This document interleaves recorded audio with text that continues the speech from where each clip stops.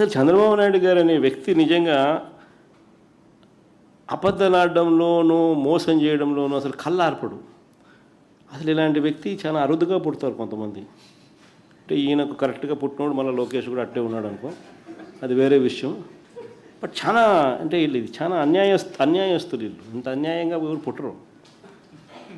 నిజంగా గొప్ప సంగతి వీళ్ళ కథ. మహిళల జోలికి వస్తే ఈ మనుషులు ఏమంటాడు? మాటలు మాత్రం. మహిళల జోలికి వస్తే తాట తీస్తానంటాడు. ఈ మధ్యకాలంలో ఆయన స్టేట్మెంట్లు. మహిళల జోలికి వస్తే అదే ఆఖరి రోజు అవుతుందని చంద్రబాబు నాయుడు గారు డైలాగుల మీద డైలాగులు ఈ మధ్యకాలంలో మనం అంతా చూసే ఉంటాం. ఇది సినిమా డైలాగులు కాదు, ఆయన చంద్రబాబు డైలాగులు ఏను. మహిళలపై దారుణాలకు పాల్పడ్డ తన పార్టీకి చెందిన వారిపై ఇదే చంద్రబాబు నాయుడిని అడుగుతా ఉన్నా, ఎంతమందిపై నువ్వు చర్యలు తీసుకున్నావు చంద్రబాబు అని.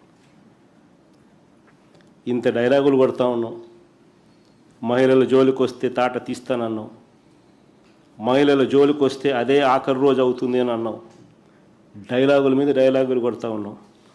మరి చంద్రబాబు నాయుడు గారు నిన్నే అడుగుతా ఉన్నా, మహిళలపై దారుణాలకు పాల్పడ్డ మీ పార్టీకి చెందిన వారిపై ఎంతమంది మీద నువ్వు చర్యలు తీసుకున్నావు?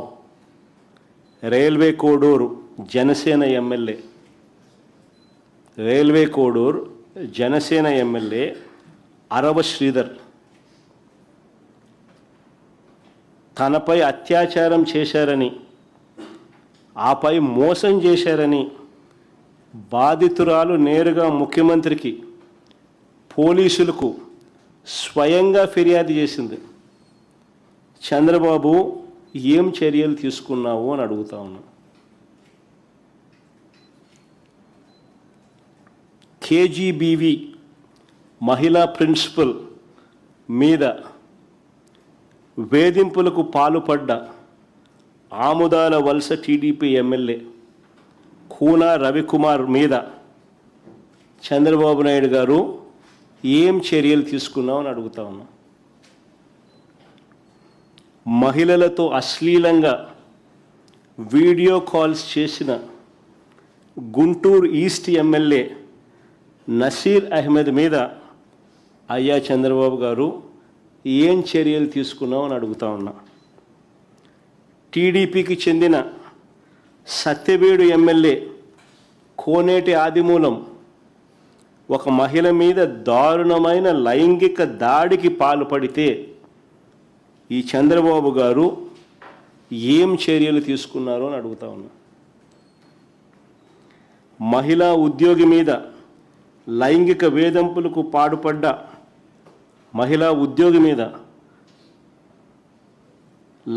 వేధింపులకు పాల్పడ్డ మంత్రి సంధ్యారాణి పిఏ, ఎమ్మెల్యేలు ఈ లీడర్ల కథ దేవుడు ఎరుగు, కనీసం పిఏల మీద కూడా యాక్షన్ తీసుకోలేకున్నాడు. వాళ్ళ సంధ్యారాణి పిఏ మీద చంద్రబాబు నాయుడు గారు ఏం చర్యలు తీసుకున్నారని అడుగుతా ఉన్నా. పైగా బాధితురాల మీద కూడా తప్పుడు కేసు, ఉల్టా కేసు పెట్టినారు బాధితురాల మీదనే. అంతెందుకు ప్రస్తుత టీటీడీ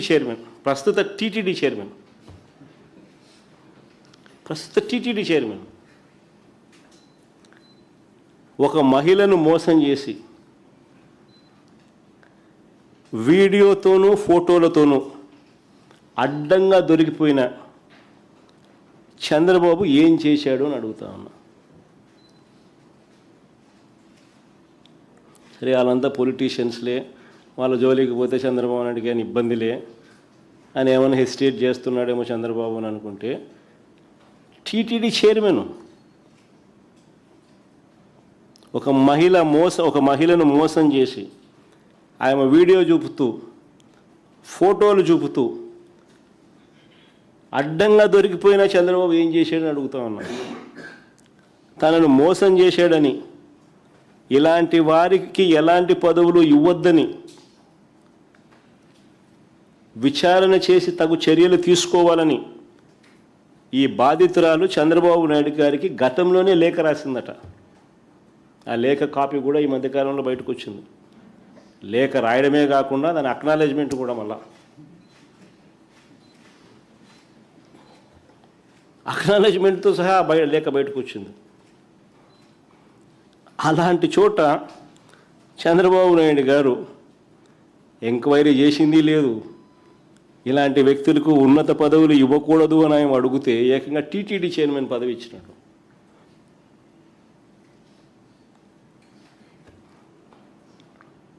నిజంగా దేవుడి మీద వీళ్ళకు భయం లేదు, భక్తి లేదు, నిష్ట లేదు. నిజంగా ఇలాంటివి ఏవైనా ఉంటే ఇలాంటి తప్పులు చేయరు, ఎస్పెషలీ దేవుని ఆలయంలో. ఇలాంటి వాళ్ళ దేవుడి గురించి మాట్లాడేది, ఇలాంటి వాళ్ళ పవిత్రత గురించి మాట్లాడేది, ఇలాంటి వాళ్ళ ఆడవాళ్ళ గురించి మాట్లాడేది.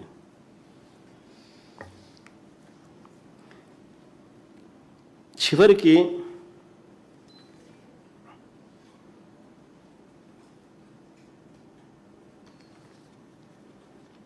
చంద్రబాబు నాయుడుకి నిజంగా భయము లేదు, భక్తి లేదు, ఆలయ నిర్వహణలో శ్రద్ధ అంతకన్నా లేదు. నిన్ననే కదిరిలో జరిగిన రథోత్సవంలో రథం కింద పడి 6 భక్తులు గాయపడ్డారు. పవిత్రమైన రథోత్సవం నిర్వహణలోనూ భక్తులకు రక్షణ కల్పించడంలో కూడా ప్రభుత్వం విఫలమైంది. వైకుంఠ ఏకాదశి సందర్భంలో తిరుమలలో